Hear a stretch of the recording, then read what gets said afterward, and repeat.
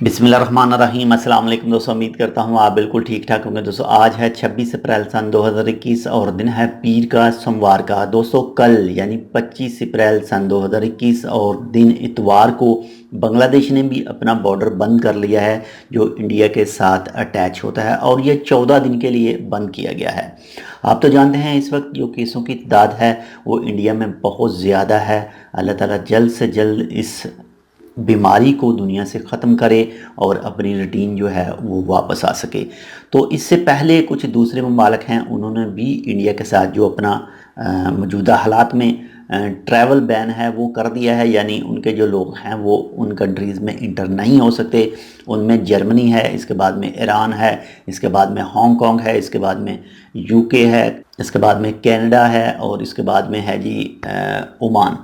तो हो सकता है कुछ दूसरे ममालिक भी आने वाले 1 से 2 दिन में इंडियंस की एंट्री जो है वो बैन कर दें अपने ममालिक में। तो दुआ यही है कि अल्लाह ताला जल्द से जल्द इस बीमारी को ख़त्म करे और हम सब पर ख़ास अपना करम करे और रहम करे।